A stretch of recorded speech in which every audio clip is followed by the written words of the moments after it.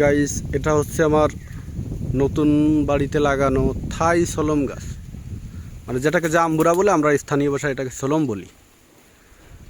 তো গাছটার বয়স আসলে 2 বছর থেকে 2.5 বছর। এটা কলমের গাছ। আমি নার্সারি থেকে যখন আনছিলাম তখন বলেছিল এটা কলমের গাছ।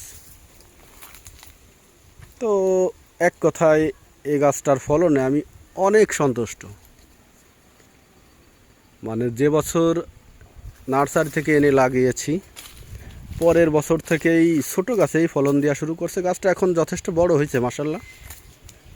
আসলে জাম্বুরা গাছের গ্রোথটা অনেক ভালো।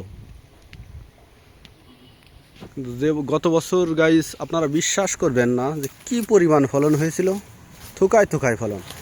এই যে বছরও দেখতে পাচ্ছ অনেক ফুল আসছে, এই দেখেন ফলে পরিণত হচ্ছে ফুলগুলো প্রত্যেকটা ডালেই দেখেন।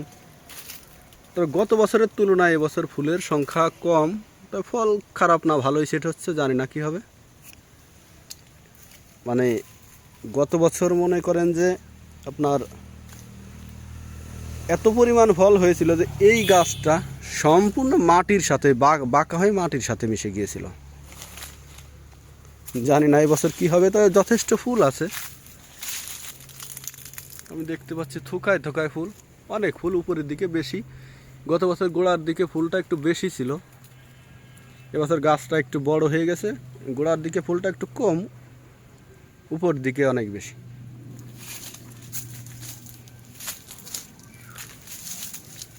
খারাপ না মাশাল্লাহ, অনেক ফলই সেট হতে শুরু করেছে আস্তে আস্তে।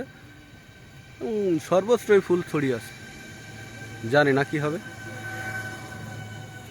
কারণ আসলে এই নতুন বাড়িতে এখনও কেউ আসেনি, কারণ বাড়িটা এখনও ফুলফিলভাবে কমপ্লিট হয়নি। এবং গাছগুলোর আসলে আমি খুব যত্নও নিতে পারি না, আমি একটু দূরে থাকি, মাঝে মাঝে আসি। তারপর দেখতে পাচ্ছি মাশাল্লাহ আশানুরূপ ভালোই ফলন হচ্ছে।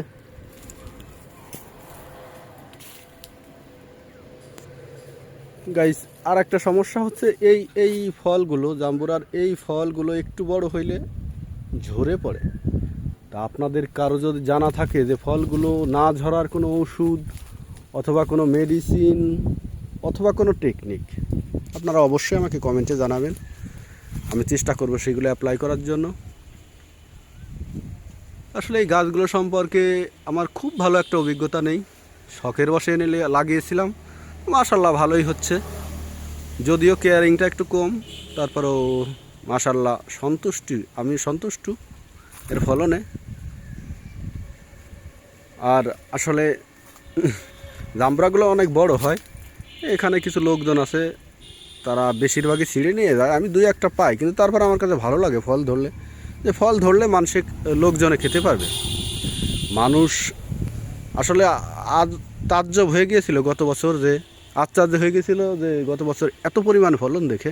অনেকেই আমার কাছে কলম করার জন্য বলেছিলাম যে যার যেখানে খুশি কলম করে নিয়ে যান।